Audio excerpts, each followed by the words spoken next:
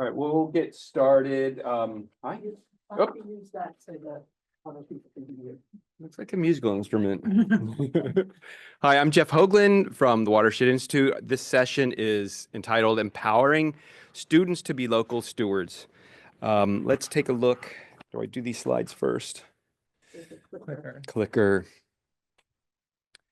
You can see where I'm most at home. Yeah. All right, first, we want to acknowledge and thank all of our sponsors. Without this load of sponsors, this would be impossible. So thanks. Also, just general housekeeping. If you're waiting for an important call or just your phone is on, let's make sure it's silenced. We are being recorded. We have friends who are with us in Zoom. So if you're on Zoom and having trouble at any point hearing, if you put that message in the chat, it will come forth to us. Also, for those of you who are virtual, which I don't know why I'm looking at you, there's the camera. For those of you who are virtual, there is a Q&A feature to ask questions. We're going to do presentations. You're welcome to put questions in there in the meantime, but we're saving the questions for the end. I think I just said that, didn't I? Oh, if you're here during the Q&A session, you can raise your hand. The sessions have varied. Hopefully we'll get to your question. We're also fielding questions from our virtual folks, so just be patient. If we don't get to you, maybe there's a chance to corner the presenters before they leave. Sorry. So let me just tell you briefly the session. I'm going to read the description. Hopefully you all read it, but I thought it was well crafted. Our youth are becoming increasingly interested in addressing climate and other environmental impacts, stepping up as advocates and local leaders. That does come with a cost, as we hear about climate anxiety, especially among our youth, but they have a desire to find that way out. Jeff Mrozak and Jen Karsich are at Unity Charter School in Morristown. They'll present how they are empowering students to engage as community scientists, exploring their local environment through hands-on field experiences, data collection, and learning how to collaborate with local stakeholders. Davis Bush of the Watershed Institute will be discussing a couple of programs that engage students, engage teachers who are working with students, and that includes Streamwatch Schools and a program called Writer Select, primarily with local teachers. These programs support teachers in implementing conservation efforts in their classrooms by analyzing and interpreting data, connecting students to waterways, and understanding the links between climate change and environmental issues. Real briefly, you have the bios, but I'll just call out a couple of things. Jen Karsich has been teaching, I'll just say a while, and in a lot of different forums. She's taught in urban school districts and public schools. She's taught, I've lost my place, private schools, public schools, charter schools. She's also taken on a variety of roles, like many teachers, from class assistant to lead teacher to co-teacher to science teacher and more. Her love of the environment has led to one of her titles, sustainability coordinator at the school. She's a member of the New Jersey Department of Education, NJDEP subcommittee for identifying gifted and talented students. She was the recipient in 2020 of the ANGE, Alliance for New Jersey Environmental Education, Environmental Award for Excellence, Environmental Education Award. Jeff Mrozak is an 8th grade science teacher. He believes that teaching environmental science is critical to helping individuals, i.e. students, understand the complex relationships between themselves, other humans, the ecosystem, and the planet as a whole. He's a passionate educator. He educates his students about big issues, and 8th grade's a good place for that because they're not as scared about things like climate change, deforestation, pollution, the decrease in biodiversity, resource depletion, and more. With this background, he's helping his students to make informed decisions about how to protect the planet. The eighth grade students here are monitoring the Whippany River. We'll learn more about that. And Pat, I think you had something to say for Jeff. Just real quick, I'm going to take 20 seconds out of this because a month ago we had a conference on this very campus, the Alliance for New Jersey Environmental Education, and Jeff was to receive an award. Unfortunately, you were sick. You had the flu. So, on behalf of the Alliance for New Jersey Environmental Education, Outstanding Environmental Educator 2024, Jeff Morozak, in the formal sector. So congratulations. And I was so excited you were going to be here. We could present it to you instead of mailing it to you. Thanks, Jeff. That is great. Thanks, Pat. Last but certainly not least is Davis Bush to my immediate right. My right, your left. Davis is been at the watershed for a year and a half, 2 years. 2 years. He's our Streamwatch Schools coordinator. He comes with a great deal of passion for the ocean. He happens to be working upstream with that right now.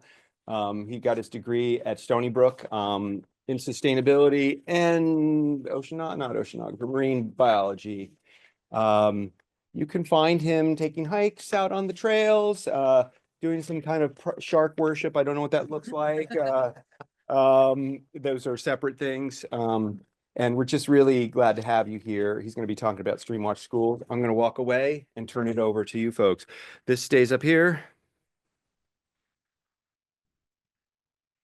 Thank you. Oh, I'll take that. Are you going to do it yourself? Yeah. All right.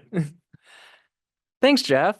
And thank you all for being here. I'm really excited to be here with you all today. To say it again, I'm Davis Bush. I'm the Streamwatch Schools coordinator at the Watershed Institute. Today, I'm talking a little bit more broadly today. It's not just about Streamwatch Schools, although that's going to be a part of it still. Today, I'm talking more broadly about empowering teachers to create long-term watershed resilience. So let's get into it. So our mission, I'm just going to go through this part quickly because I know many people saw it this morning already. But our mission, I'll say it once, you'll probably hear it again, is clean, healthy, safe water for everybody. We want that for us. We want it for you. We want it for your friends, your family, your kids, your grandma, your dog, your cat, the plants, the animals, the land, everybody, because we all deserve clean, healthy, and safe water. We do that through conservation, advocacy, science, and education. And when I say education, of course, a lot of the time, our brains go right to the youth, the kids, but we're educating more than just the students. We're educating each other, right? You're educating me, I'm educating you. It needs to be we're all educating each other. That's what it's all about. A little bit about our home. We're about 20 minutes north of here, about 15-20 minutes west of Princeton, so very close by. Make sure you come visit, enjoy the trails and all of the nature and wildlife. And now I'm going to get into our education programs kind of as a whole. We have lots of people coming to the watershed all the time, pretty much every day. We got preschool programs, homeschool programs, public programs geared toward students, public programs geared toward families. We have summer camp. And then, of course, we have our field trips. Now, when it comes to field trips, one of our big goals there is to improve science literacy. A lot of those programs involve working with data, analyzing data, making observations. We also work really hard to secure funding to provide these opportunities for schools that otherwise might not be able to come on field trips, particularly those in overburdened communities or schools located in urban areas where the students may not have the same access to outdoor learning opportunities like this. It's very important to us that everyone gets that chance to learn about the environment and promote action. All right, so today, I got a little ahead of myself, but today I'm talking not so much about the education programs, but more about working with the teachers, working with classroom teachers, and the work that we have done with them just in the past 6 months or so. We've been busy, but it's been worth it, and the impacts that can have. So first, I'm going to talk a little bit about Trenton 9th Grade Academy. We've been doing a program with them. This is funded by Avantor, and we are very grateful. It's been a really great experience working with them. So a few of our educators were working with their honors environmental science class. It was a series of 7 lessons that went over understanding the watershed and understanding environmental issues from multiple different angles. And throughout this process, we worked in very close collaboration with the honors environmental science teacher. We just wanted to make sure that she was very involved. She was really letting us know that everybody's needs are being met, and letting us know that we're touching on the things that she wanted us to touch on, and just generally making it as good of an experience for the students as possible. So part of that experience included 1 field trip and 1 career day. I'm going to talk first about the field trip, and then I'm going to move on from there. So this is a map of the Assunpink Creek watershed. And for our field trip day with the Trenton 9th grade students, we took them on like a tour of this watershed. So what we did is we took a bus trip all the way across, and we collected data and did some sampling from 3 different sites. One site was around here in the upstream part of the Assunpink watershed in Roosevelt. Then we got some data from around here, right in the middle. And then we got some data from Mill Hill Park over in Trenton. And basically the idea here was we wanted the students to get a better hands-on understanding of how these waterways are connected and how this data might change or might not change depending on where you are in the watershed and as you move downstream. And I gotta tell you, these students were strong. They were very strong, because let me tell you, it was cold. It was cold that day, and so there were some concerns about whether the students would be into it, whether they would want to participate on this day, but they were great. They were really, really engaged. They were really eager to get into the water and to get that data and, yeah, just make those observations.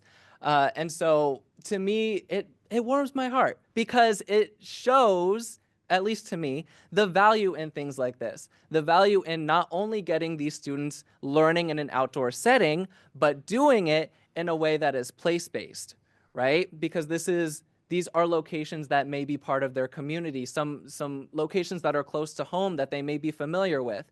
And doing that really helps facilitate a deeper connection with the natural world. And so that's what we're hoping that they got out of this. I also want to talk a little bit about the final project, which sounded really cool. I wish I could have been there. But basically, the way it was described to me was it was like a Shark Tank type of situation where they were promoting different green infrastructure technologies and explaining why it's important, the human impacts, the positive impacts that they can have, and why we should be investing in them more. Really wish I could have been there for that. And then we had the career day as well. And I just love stuff like that, particularly with this age group. These are 9th graders, because it's so important for all students, really, to be able to see themselves in any field that they may be interested in. I heard a quote. It was something along the lines of one of the students said, like, I didn't know you could change majors in college. And it's like, you absolutely can. And it's good that you can because a lot of people do. A lot of people do, right? And you deserve the right to explore, right? You deserve to be able to find your path and figure out what you really want to do.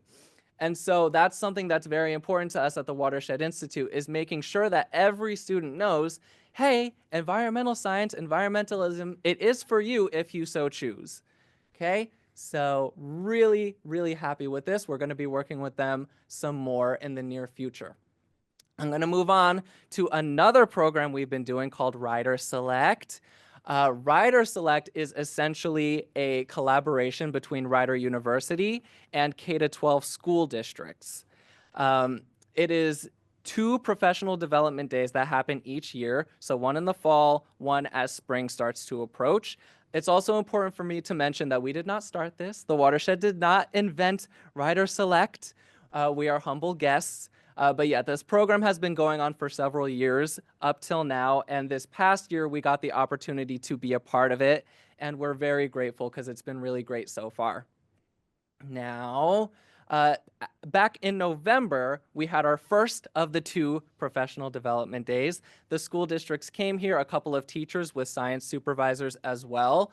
And the focus on this day, this first day, was all about data and analyzing data and interpreting data and drawing connections from that data to climate change. For this, we utilized the over 30 years of StreamWatch data that we've been collecting over the years. If you're unfamiliar, StreamWatch, not StreamWatch Schools, they're different. StreamWatch is a program at the Watershed Institute that involves many volunteers that gather water quality data throughout the watershed.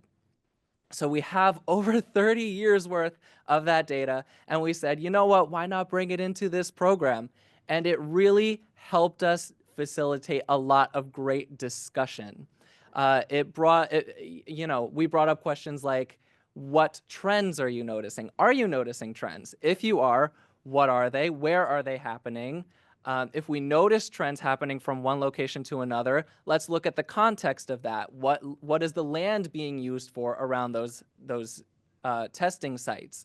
Are some of them in urban areas? Are some of them in rural areas?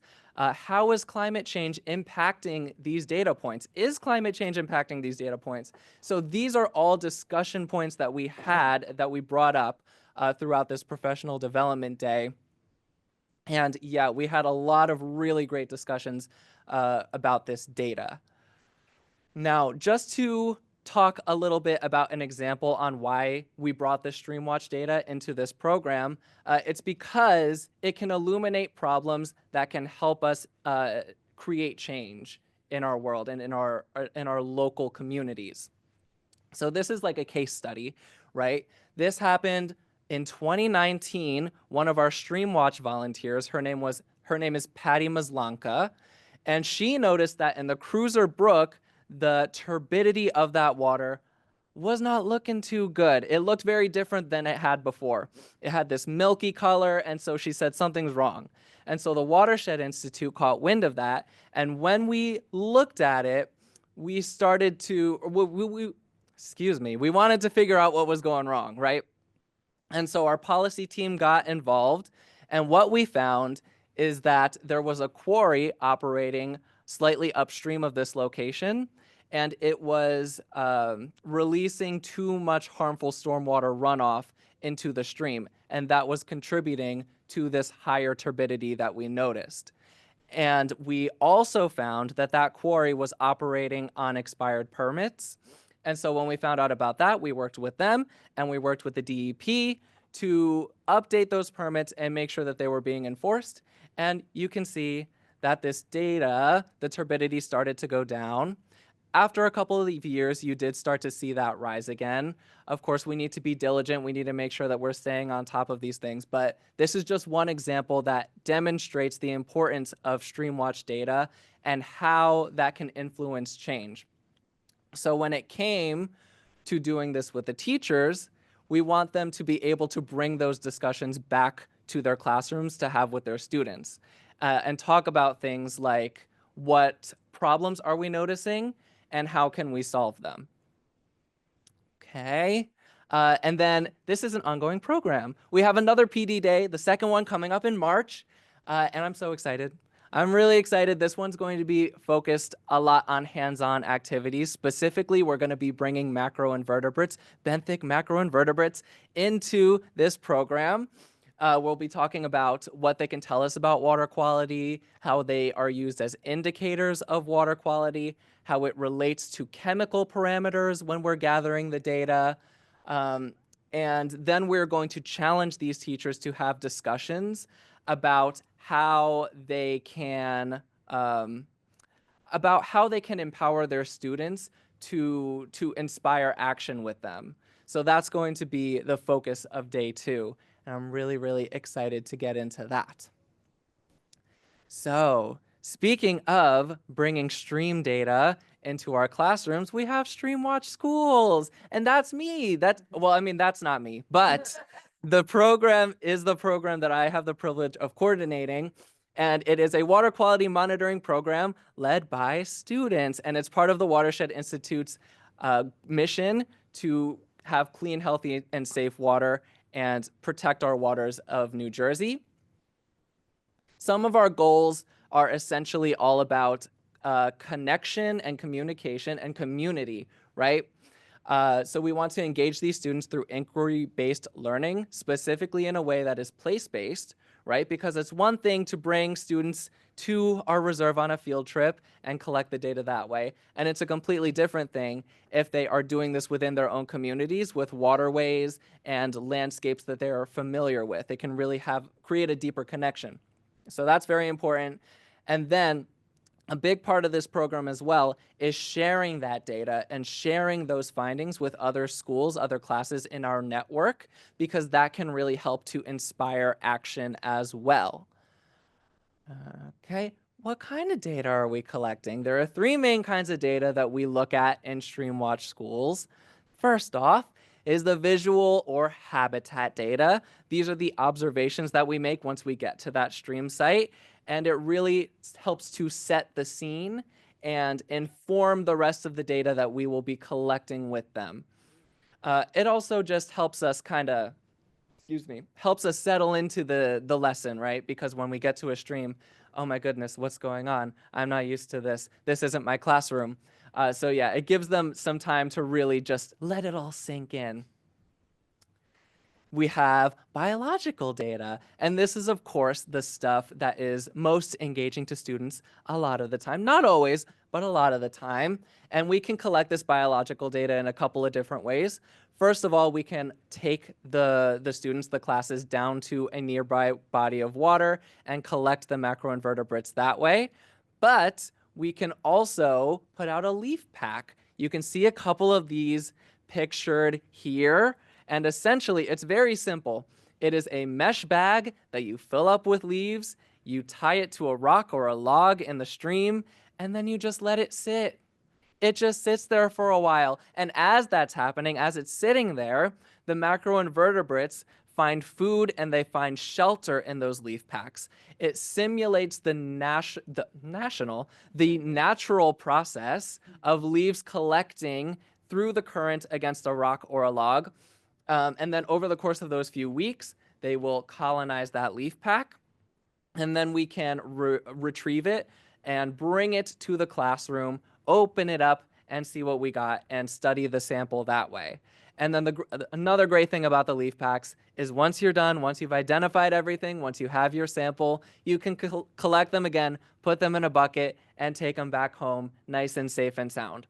So this has been a really big part of the program recently because a lot of schools don't have the opportunity to walk to a stream, right? There are busy roads in the way, or it's just a logistical nightmare a lot of the time. And so this makes the program a lot more accessible, and it is our way of kind of bringing the stream to the classroom. And then, of course, studying those macroinvertebrates can tell us a lot about the water quality, right? Because we have our pollution-tolerant macroinvertebrates, and those are the ones that are like, I don't really care. I don't care if the water's clean or if the water's dirty. I'm going to be here anyway. And then we have the pollution-intolerant macroinvertebrates like stonefly nymphs and mayfly nymphs, and those are the ones that need the water quality to be at a certain level, because if it's not, they're either going to die or they have to move somewhere else. And so these ones in particular can tell us a lot about water quality, and it's a way that we can analyze it with the students in a way that makes sense, right? So if these pollution intolerant ones are present, then the water quality is probably pretty good. If they're absent, it may be an indication that the water quality is not so good, and that's okay too, right? Because there are things that we can do to change that. Okay? And we have chemical data. This is my personal favorite. But this chemical data, basically we study parameters like turbidity, salinity, pH, dissolved oxygen, and we talk about the relationship between them and the macroinvertebrates that we're studying. And I really like this a lot because, you know, chemistry can be daunting. It can be very intimidating to a lot of students sometimes. And so doing this with them really gets across the idea that yes, you can do this. Yes, it is important. And yes, it is cool too. So this can vary depending on grade level. Some places have probes like the one that you can see down here. And that can make this process a lot easier or harder depending on how used to technology you are. And then younger students and older students as well, we have different test kits that we use with them. Yeah, just kind of depending on the grade level, but it is a fun, engaging, and hands-on experience for all of them. So when we involve teachers in the StreamWatch Schools program, we are supporting them the whole way through the whole process, starting with the very beginning with online modules. So this is effectively like a training to make sure that we're all on the same page before we get started with this program. And what we found the past couple of years is that having this information available in online asynchronous modules, this is a learning management system called CoreAchieve, and this can really help increase accessibility and engagement with classroom teachers. Because of course, as we all know, classroom teachers are very busy people, very, very, very busy people. And so this creates an opportunity for them to do most of their learning online. It's asynchronous. So whenever they have time, they do a little bit at a time, whenever they're able to. And it looks something like this. So you can see some of it is a more traditional slideshow with information that they can take notes on. We have little quizzes at the end of each module just to have them there. And then we have some that are like a visual thing, a video that displays our data collection techniques. So both of these put together create a chance for them to do most of their learning. But we also have a field session for these teachers after they have completed the online modules. They will review what they learned online and also get some hands-on practice with the data collection. So these photos are from the most recent field session that we had this past summer. And I just want to emphasize that this is fun too. It is one day that we ask the teachers to come out to the Watershed Institute and practice, but it's a really fun day. You know, we get to know each other. We get to, again, form that community a little bit. And it's important for teachers as well to have these outdoor learning opportunities too. In the same way that it can engage the students, it can also be enriching for teachers. And I think it's important for teachers to be able to have this kind of opportunity where they can do these things without feeling like they need to have all the answers, right? So that is what these field sessions are all about. So after we have collected the data, the idea here is we want them to create a story with the data, figure out the context, figure out the full picture here.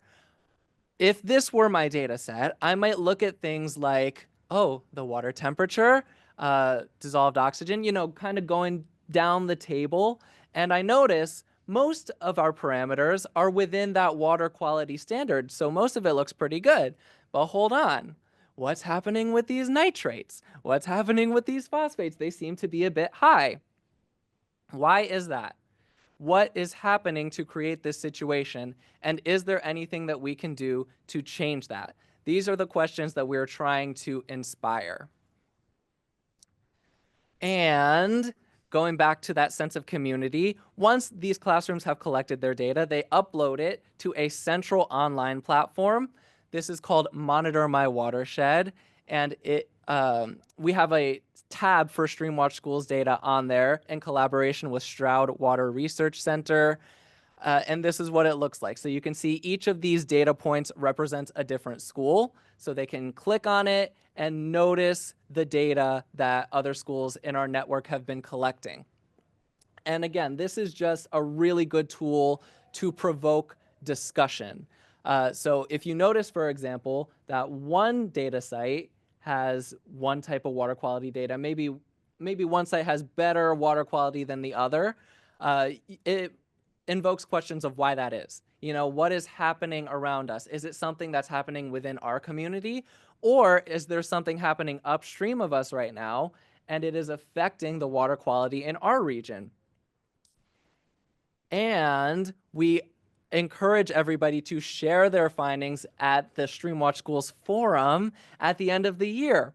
So this is another thing that we have been doing since we started the program.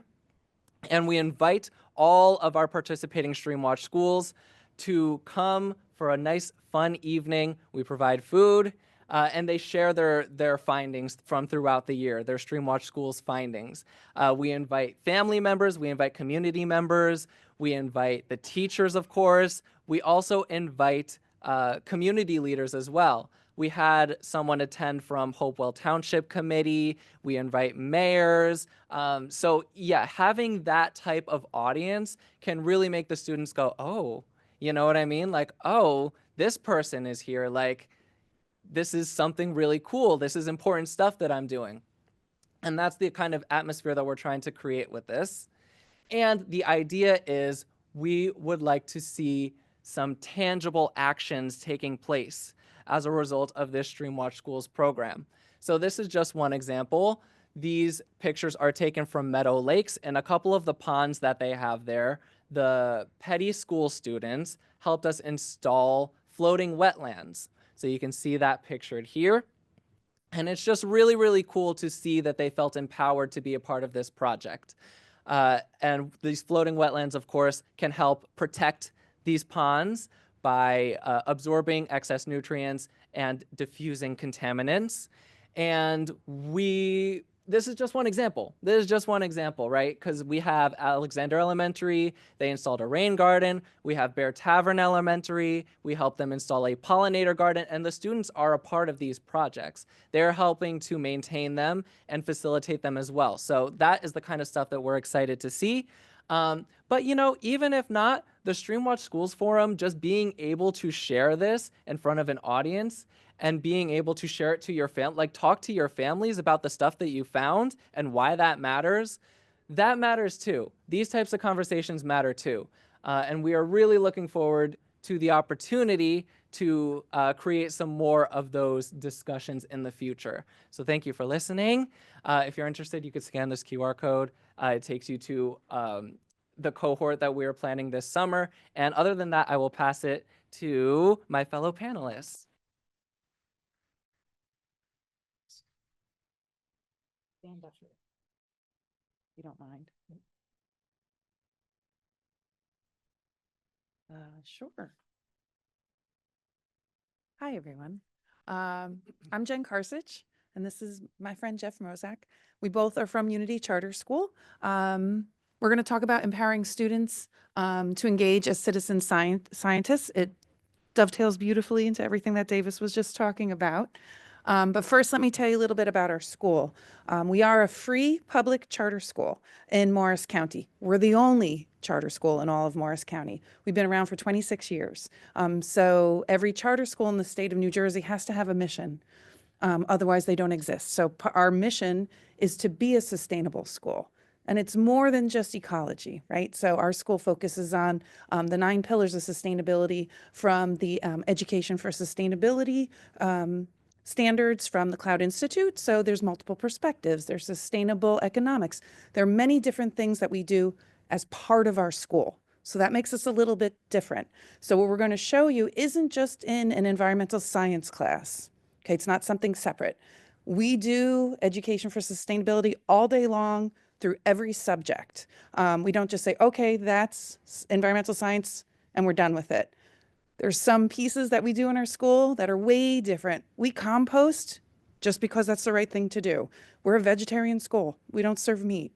And the kids learn why we don't do that. It's not to say you can't bring meat. If you want to eat that, that's fine. But we teach the children all these different aspects. So what we're going to show you isn't outside of the norm. We're going to show you what we were doing and all the different stakeholders that we were able to build upon to make it even better than what we had been doing. So here's some of our cutie pies from Unity Charter School, where we serve over 40 different sending districts. So we have children from all over northern New Jersey that come to our school. So it looks like New Jersey. That's what our demographic is. It looks just like everybody in New Jersey, which is a beautiful thing. So we have people at all different ranges of their sustainable journey with us, different understandings of what that may be. Okay, so a little bit about what we're going to go over. I'll give you a little map. Just saying that our youth are becoming increasingly interested in addressing climate and other environmental impacts. Our students are so curious. We're a K through 8 school. It's only about 255 kids. We want to keep curiosity going, right? We never want that to go away. So we do a lot of student-led work, and that's what we're going to talk about. So Unity Educations integrate this within our curriculum. We try to keep the inquiry going. So our school, ooh, the laser comes in. Yes, laser. So we're here. There's a cemetery behind us here. This is one path that we could walk to the river here. What we really do is we walk this way, but Google Maps doesn't know that. We walk this way and we walk to the river here. We do field trips all the time. Once a month for every grade. We do an incredible amount of walking field trips, obviously, because it's better for the planet. We try to do a lot of sustainable transportation, which are your feet, but we do bus to different places. So a lot of what we're going to talk about today is our 8th graders walking, because it's a little bit of a hike for them. It takes about 15, 20 minutes, and they go in all seasons. And then we bring back some of the work to the classroom, and we use our campus as a lab as well. So we'll talk about our Whippany River study. We'll talk about the campus impact on the watershed and identifying that we are part of this watershed. And then we'll talk about other initiatives that grew out of some of our work.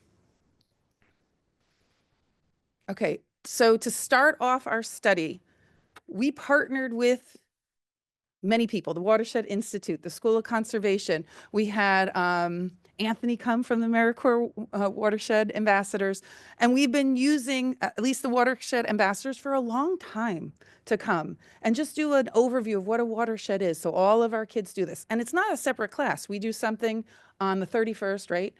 Called Harvest Happening. That's always been one of our stations, is to have every child work with a watershed ambassador and find out all about it. They love it. It's like a special thing. So that's laying the groundwork. And our teachers don't all come with the same level, just like our students, of understanding of sustainability, right? So as our teachers grow in our school, they start infusing more things like this just throughout their day to day. So we wanted to make sure all of our teachers have some base, and these are the groups that we met with. Here's some pictures of us in action. Some of the training we did, Jeff and I were able to hang for a day with Davis. It was super great to get the Streamwatch Schools training. We also had teachers go this summer up to the School of Conservation. If you've never been, please go. Please take some training up there. It's gorgeous. We also camp with our children. So these teachers, we camped out together and did training up there. We're not afraid to get into the water. We're not afraid to go out into the snow. These are things that are really our children want to do. So we do it. You know, Jeff might have a boo-boo knee and I might have a boo-boo shoulder, but we're still going and doing these things together with them because it's important. But without that training, you know, our teachers aren't all environmental scientists, but we want that 2nd grade teacher to understand what the project's all about also. So we make sure that they get trained. And Jeff and I will turnkey a lot of the training to our staff as well. And then. All right. So when we started this project, the Whippany River project, we wanted to get the students to understand that science goes beyond just the classroom. Everything we do has a purpose, and what we're doing matters and makes an impact in the world around us, in our community, our local community, and our bigger community. So as we were trying to develop this project, you know, at first the students, when we're like, oh, we're going to walk to Whippany River, they're like, oh, that's kind of far. But now it's, hey, when are we going back to the river? You know, they ask me every week, are we going back to the river today? Back to the river.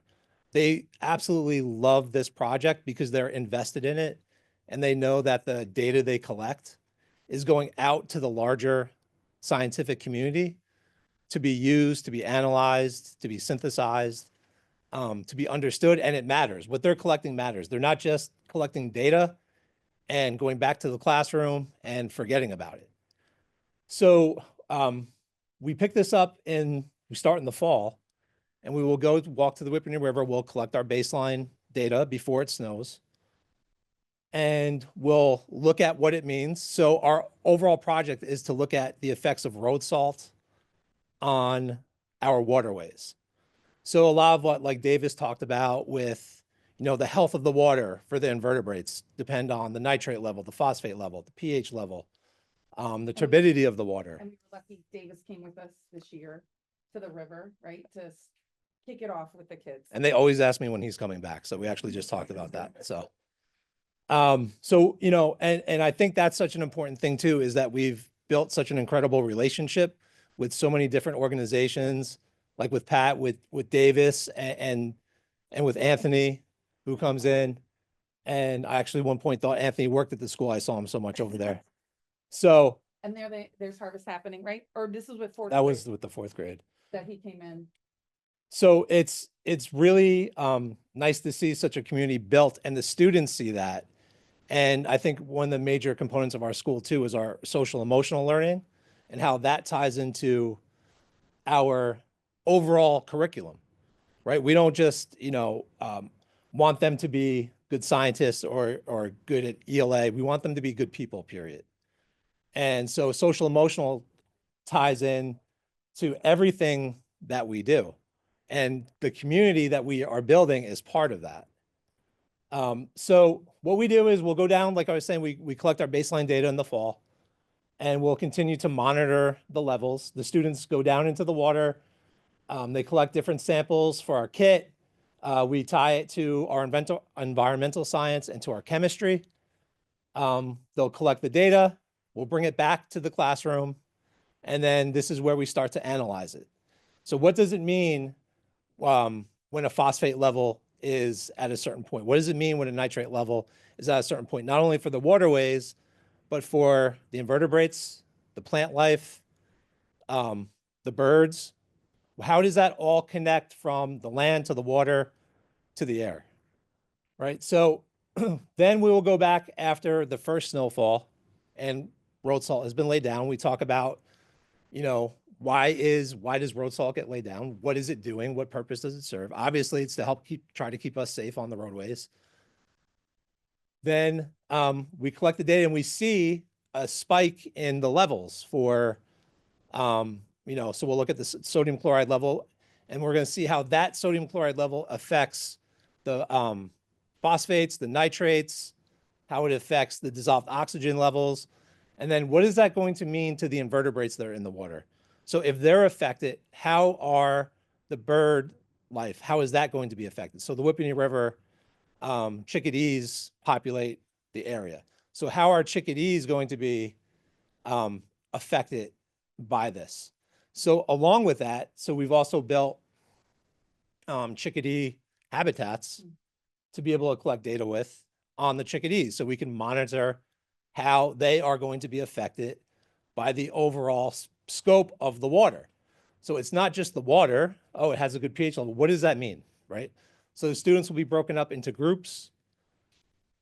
They'll research each level. What real world application does it have? How is it affecting the life, the overall ecosystem? And then they will teach that to the class. So each team is broken down per category. And then how are they're going to teach that information to the entire class. So they're responsible for that. After each session, they'll then do a lab report for their own conclusion, for their own, are we answering, you know, is our hypothesis correct? Is it incorrect? What is happening? What does it mean? And then what are we doing with the data, right? So, you know, we came in for the last session and they were talking about data collection. And it is something that students do get nervous with because of the math component to it.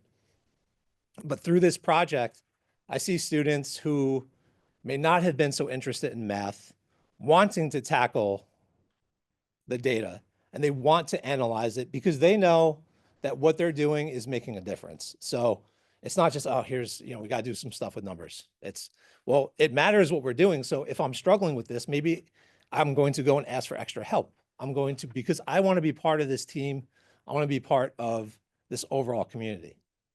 Part of the solution. And part of the solution, right? That's what we're trying to create with them. So, because this is not just a now project, this is a generational project because it is so important to us, to our kids, to our grandkids, to all, you know, to our overall society.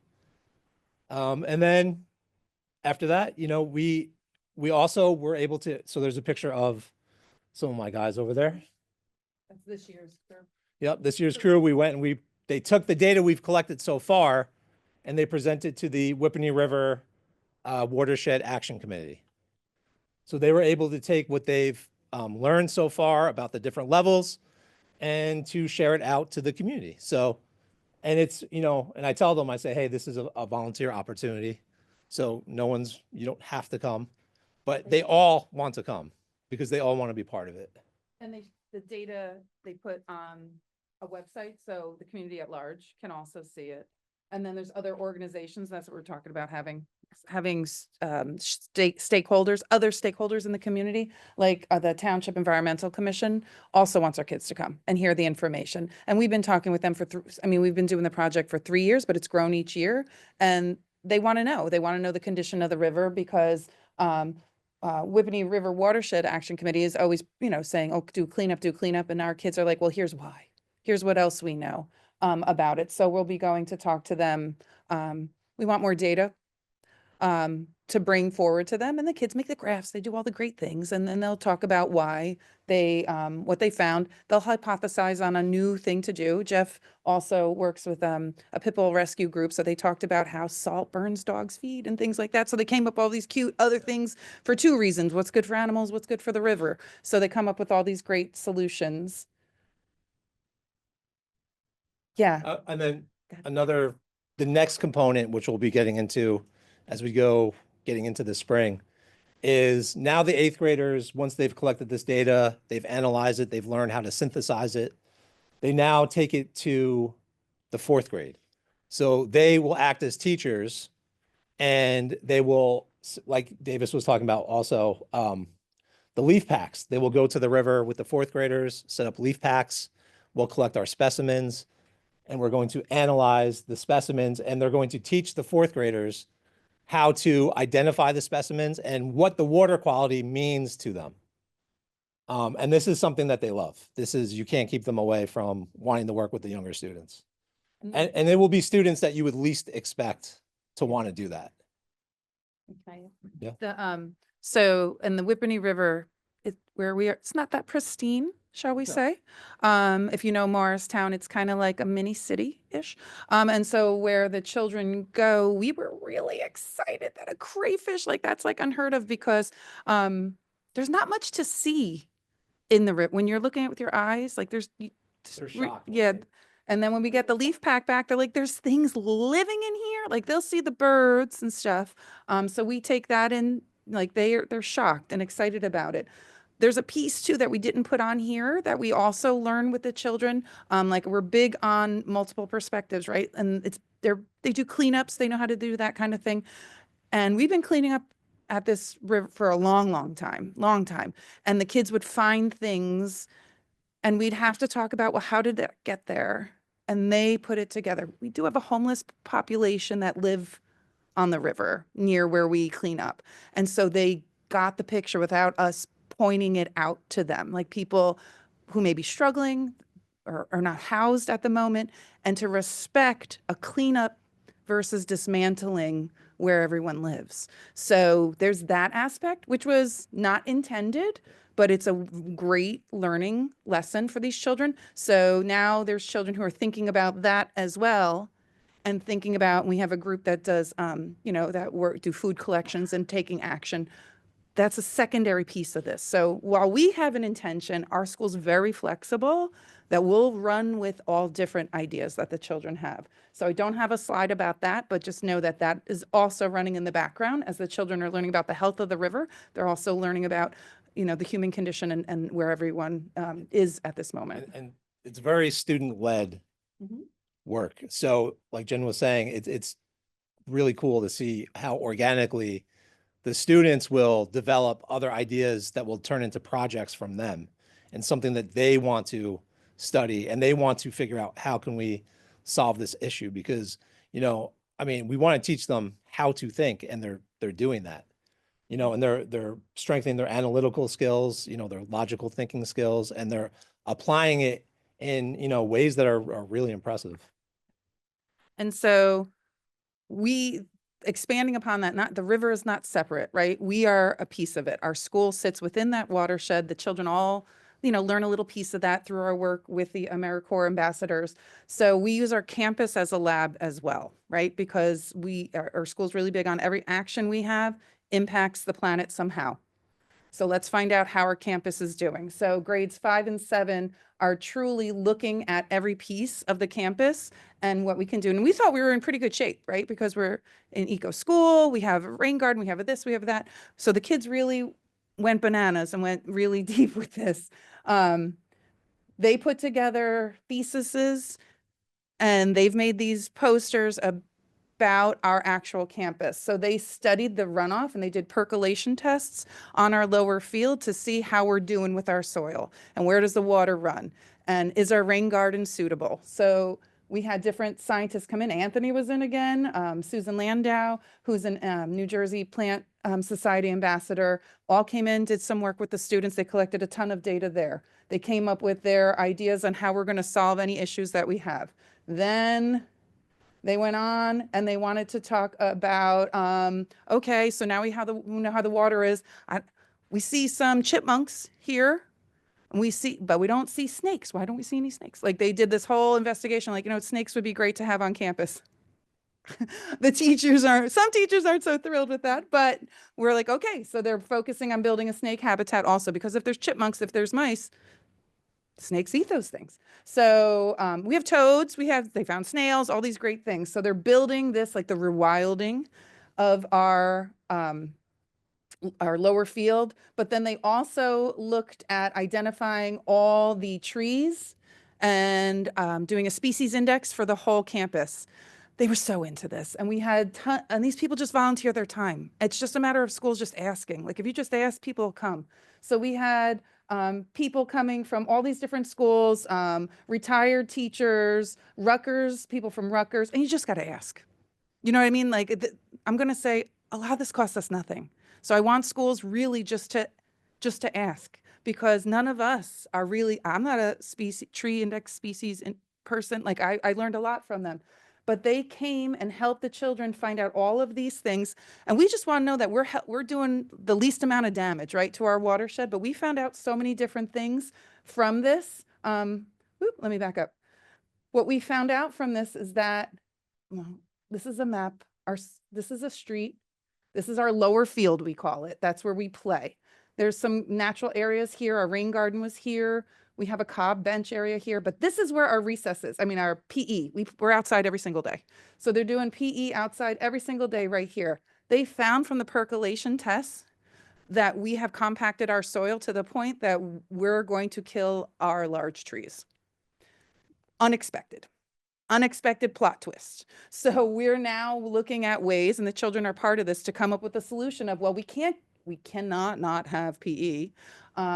So we're coming up with the solution for how are we rewilding some of this space so that the trees, their roots, aren't getting trampled by the children. I mean, you think that wouldn't be a big deal, but when they did the soil test, they were shocked, because year after year, we've been planting and grass here and organic and everything, and we're doing everything right, and it keeps dying. And this is why we found out what's happened. So that's a plot twist, not the direction we thought it was going to go in, but we're going to work with the children and come up with a solution.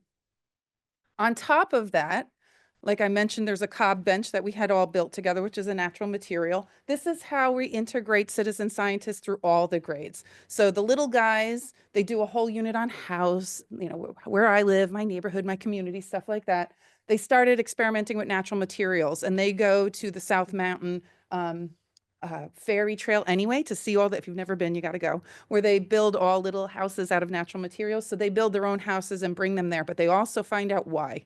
There's a river right there also, so that when their ferry house decomposes, are they actually putting plastics into the river or not? So on the most simplistic level, they're figuring out that natural materials have the lesser impact on the watershed. But then they tie this into ELA, and they wrote the cutest stories about the fairies that live in their fairy house and how they collected the materials and things like that. So it's not just science. You can integrate it across every subject area. Like this is the key to their ELA writing, assignment for the next 4 weeks. That's what we do all the time.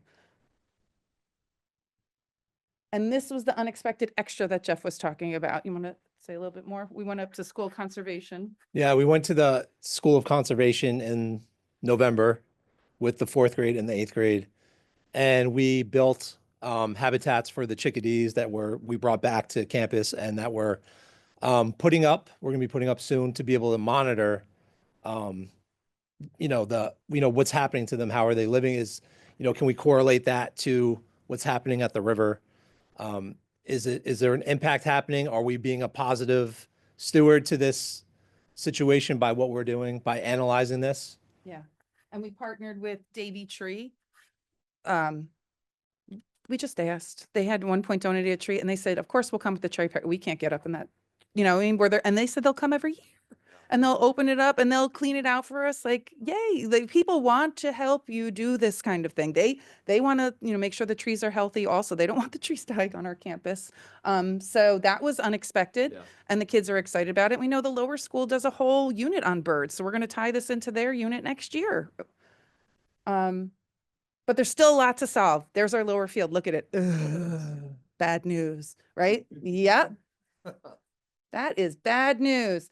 So, and this is what we're fighting now. So we've compacted the soil and we don't want to lose these trees. They're gorgeous. So how are we going to rewild the spaces to have our physical education classes? Who can we partner with to understand more, right? So we're trying to find out lots of different options. We learned a whole heck of a lot about like some oil thing that we can do on there instead of like putting down wood chips and stuff. All new things we're learning about. And how can we identify better solutions for river safe road treatments in the winter? So this is all running at the same time. So it's not one project. It's like a whole thought process happening at our school. Kind of like a mindset. Yeah, yeah. And the watershed is the backbone to it. And our kids are solving the problems. What they come up with, we'll research it. They come up with an idea, we'll run with it and help them, find out who they need to talk to. So if you want to find out more about our school, part of being a charter school is that we share information.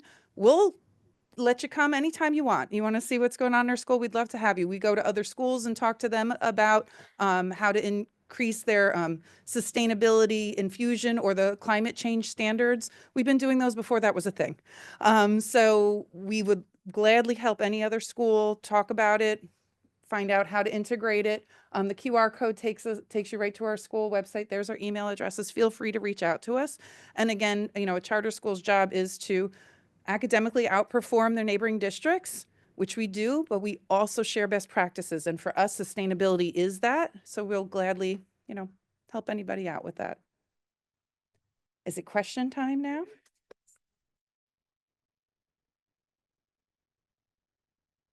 Give this Jeff the microphone.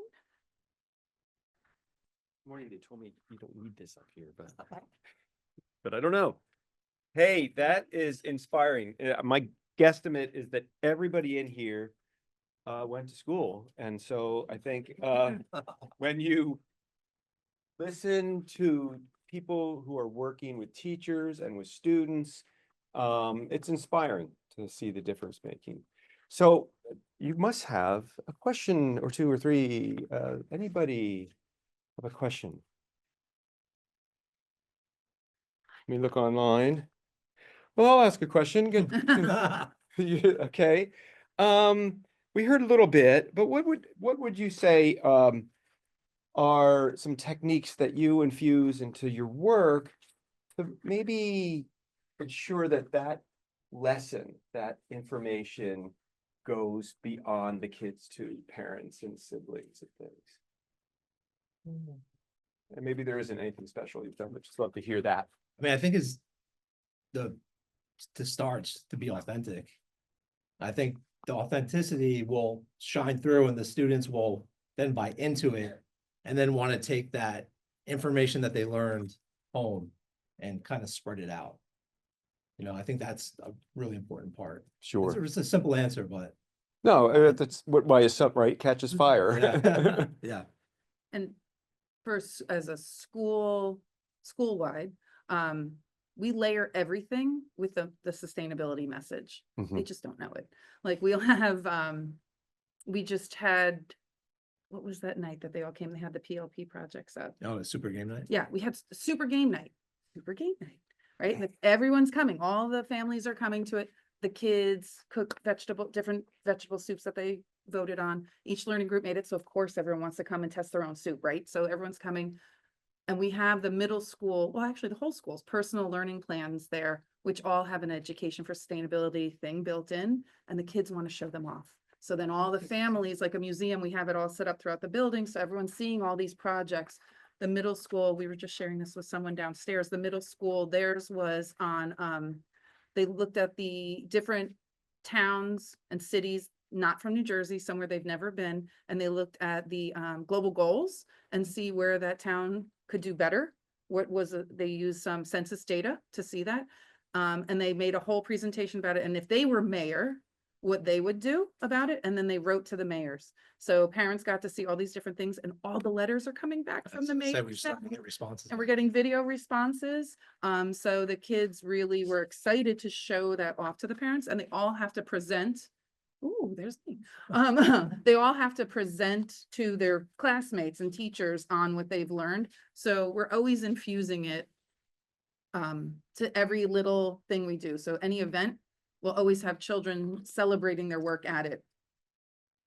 So we're slowly getting the parents to find out about sustainability through these little things that the kids are doing.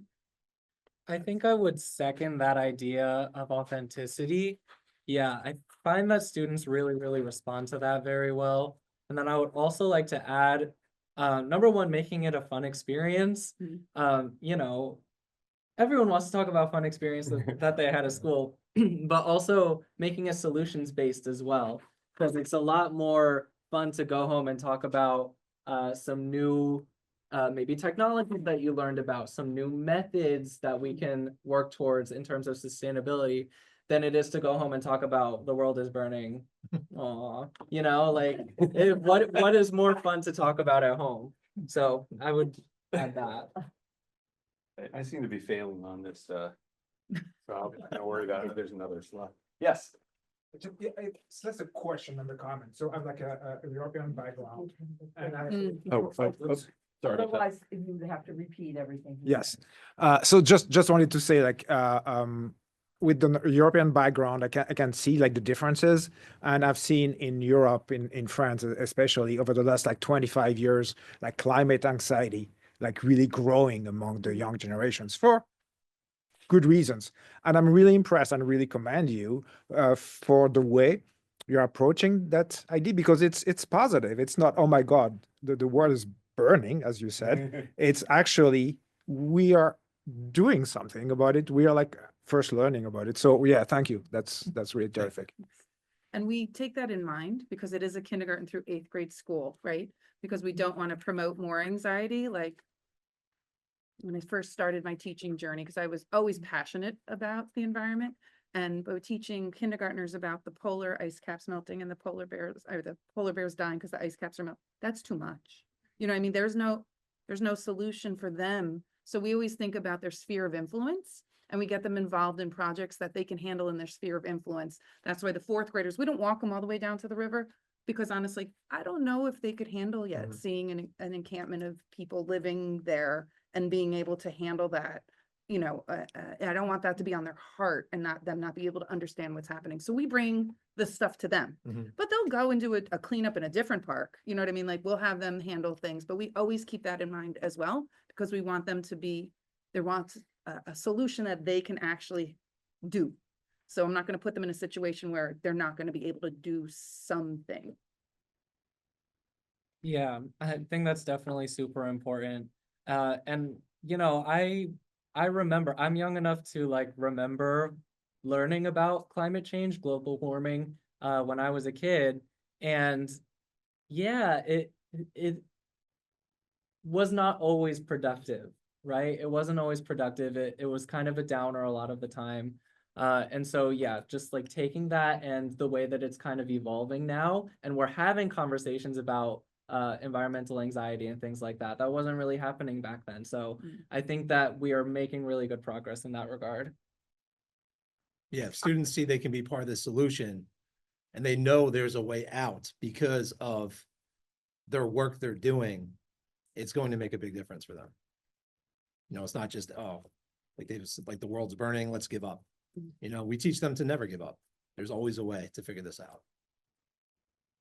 I stole the microphone. Thank you all for such an inspiring presentation. Really, I do this work every day. We all do this work, but it's always good to see your colleagues enjoying it as much as you all clearly do.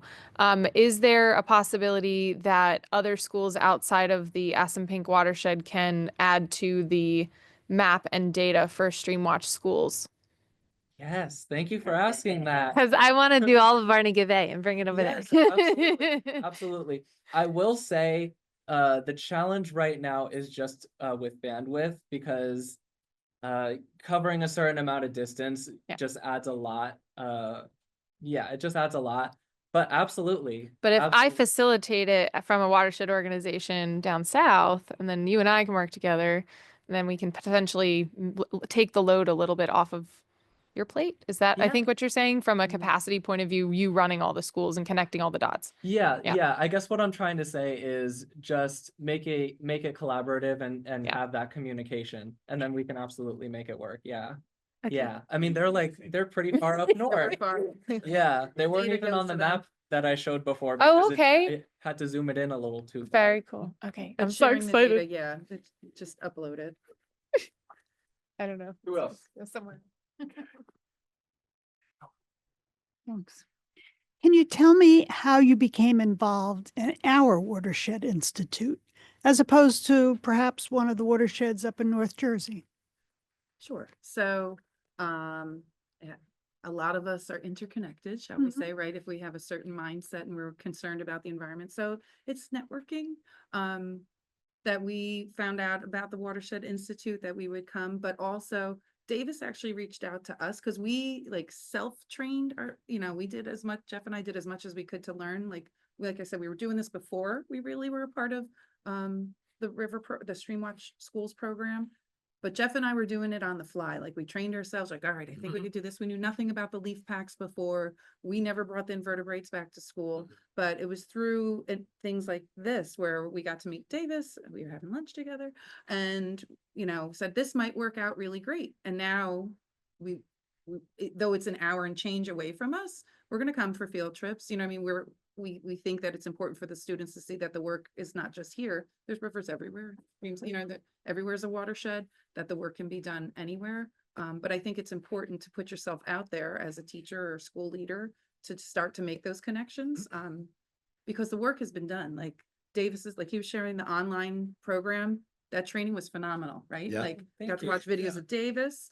And I sat there, I was like, this is phenomenal. I didn't know it was out there for free. Like, thank you for that. More teachers can access it that way instead of having to come in person. So then we felt even more comfortable now to lead the lessons because of the training that we got. Yeah, Davis is very accessible, so he makes things very, very easy for us. He's a wealth of knowledge. I've learned a lot from him for how to go about through this project, how to improve it, like for instance, the leaf packs and things like that, and how to make it more impactful. So, I mean, it's, even though they're further down south, the quality of the relationship is so important to the students that it makes everything worth it. Thank you Sure. all. for Kind words. I try. Anybody else? There's some watershed ambassadors here. I heard a lot of praise and anybody?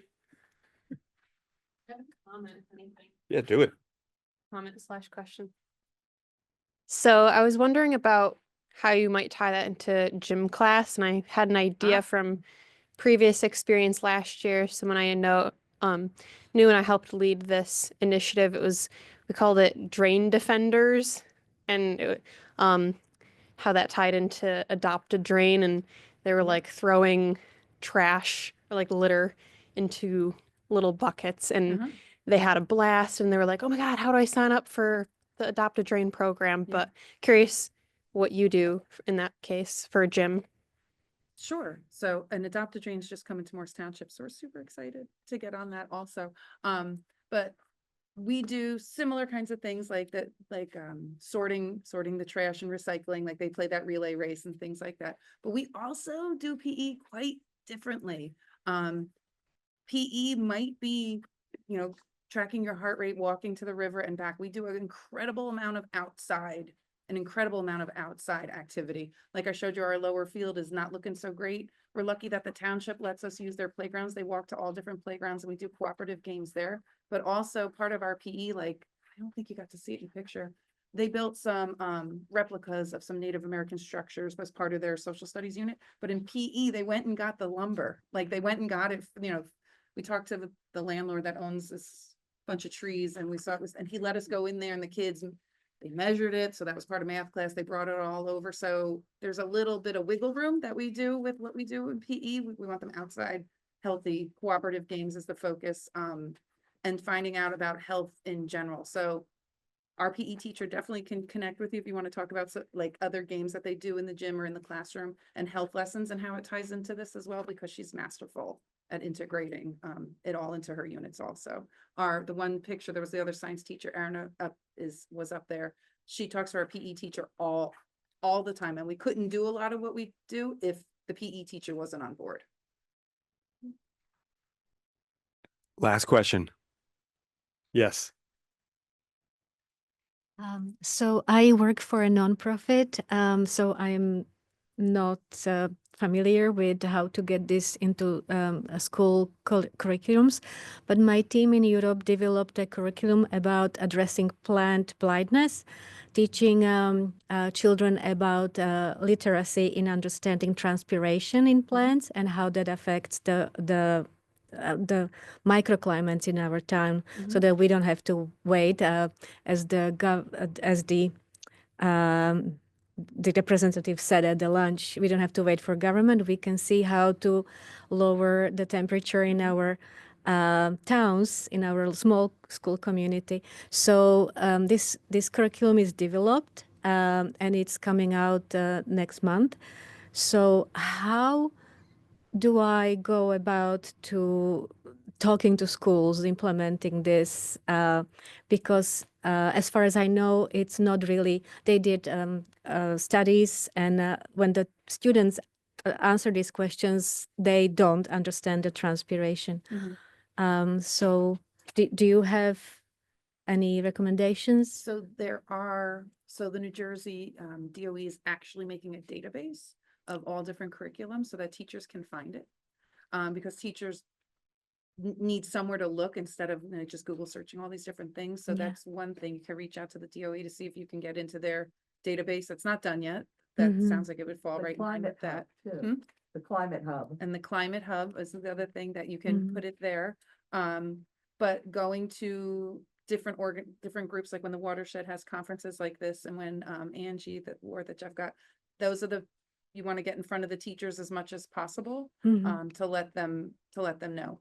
I will say administrators are flooded with emails, so just sending it to a school is probably not the way it's going to go. But if you can hook up with the teachers and show them something in action is the way, or piloting something with a school is definitely a way to get teachers involved and trying out the program and making sure that it aligns with the curriculum that they already have. Because it's hard when teachers feel like it's something else that they have to do on top of what they're already doing. So showing that it weaves in is key. That it's not something else, it's just in addition, it's built into it. Okay. Thank you.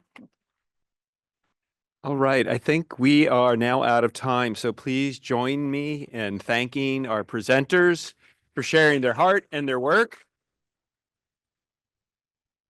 If you haven't already used this code, this will give you access to the recordings from the day.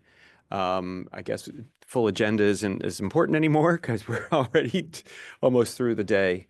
I know what's wandering on my mind. I'm just going to leave it out there. Like, what's next? I'm really eager to watch all of this grow. Thank you so much. It's very inspiring. Thank you.